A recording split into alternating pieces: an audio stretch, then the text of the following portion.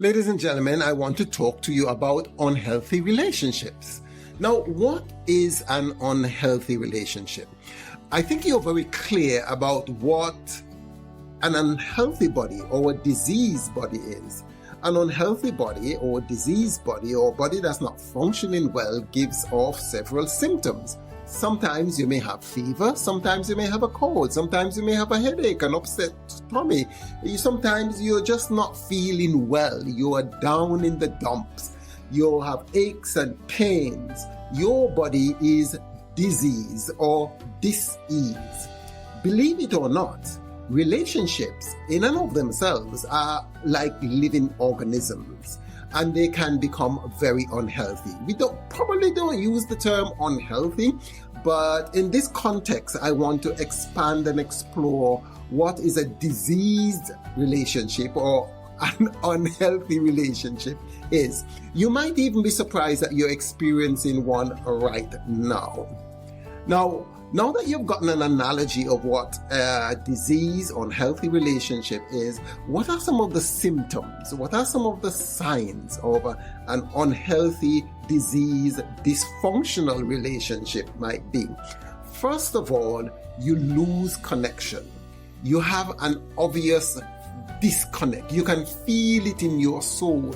You can sense it that you're no longer connected to your spouse. There is an unhinging of your emotions. Whereas before, you used to be fully connected, you used to feel each other, you used to sense each other, there was no problem to be together, your souls were knitted as one.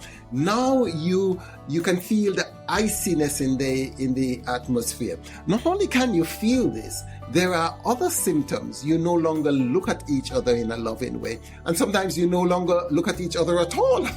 You glance away, or he or she glances away, avoid eye contacts. And with that, you also begin to avoid each other's space. You're only in the space or in the same room or in the same place as the other person for functional purposes, but you feel uncomfortable being in the space, the same space, sharing the same environment as your spouse. And you no longer want them to come into your intimate zone. Let me just explain what that is. We have some invisible zones around us. If we were to draw circles around us, we have our private zone, which is the zone that is closest to you. And only people who are intimate with you, who you feel very safe with, who probably might be a part of your family, you feel comfortable allowing them to come right up next to you, touching you. That's your private zone, your personal zone. And then a little bit out further than that, you will have a zone that you allow your friends and associates, your colleagues in. And then there is the public zone. The public zone is the zone that you operate in public. If somebody come near to you and you feel that they are encroaching and coming too near, you tend to back up and move away, and vice versa. So when your relationship gets frosty, when your relationship becomes unhealthy, when your relationship becomes uncomfortable and dis-ease or uneasy or dysfunctional, you tend not to want that person to be in your personal private zone. You tend to avoid it, which means that intimacy goes out of the window. You don't want them to touch you. You don't want to touch them. You don't feel a desire to be intimate or affectionate with them. So even that becomes an issue. You get disconnected. You may be aware that quite a few marriages, perhaps 40 to 50% of all marriages, end in divorce, separation of the couples. What is not often talked about is that there are a significant amount of relationships and marriages, although they don't end in divorce, they are very unhappy. The couples in these relationships are suffering what I call silent romantic torture. They go through the motions. They appear to be functional, but within the privacy of their own homes, they are like ships passing in the night. They are suffering, languishing, hurting. And this is what we want to explore and talk about: unhealthy, disease, dysfunctional relationships. Here are some of the signs of very unhealthy, dysfunctional, diseased relationships. Is that you begin to feel terrible about yourself, or your spouse make you feel less than, make you feel embarrassed, make you feel invalidated. Somehow or the other, you don't feel like the person you used to be. In fact, you don't like the person you have become. They trigger you and the worst parts of you come out. Not only this, you feel like you're walking on eggshells all the time. You have to mind what you say, you have to edit your thoughts, you have to be very careful how you come across.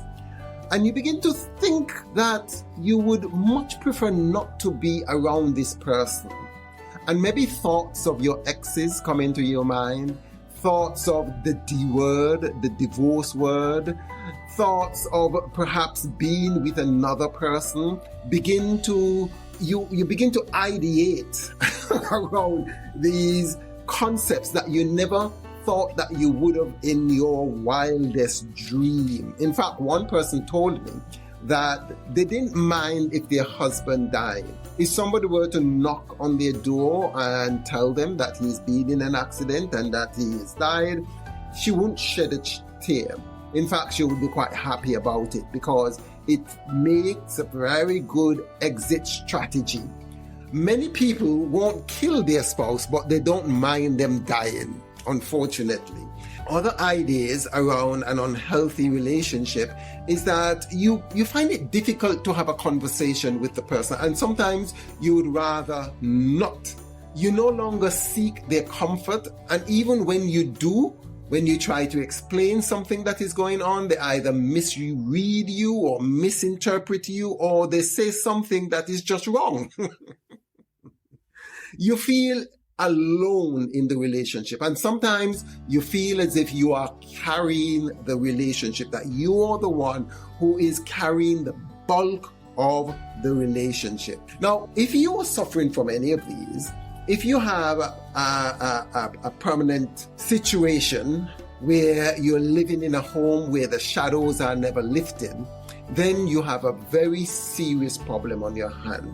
You have a relationship that has chronic disease. Now, what do? If you want some answers, if you want some solutions, let me know in the comments below, and I'll be happy to provide you with some practical, pragmatic, evidence-based ways and means to restore, regenerate, and get back the love that you once had. Divorce may not be the best answer. In fact, many relationships can be saved, and not just saved as a functional, monotonous, boring, unhealthy manner, but saved in a way that your relationship become high functioning again, where you get the love that you once had back. If that is something that you're interested in, please either leave me a comment someplace on this page. You can connect with me, tell me the problems that you're going through, and let's have a conversation.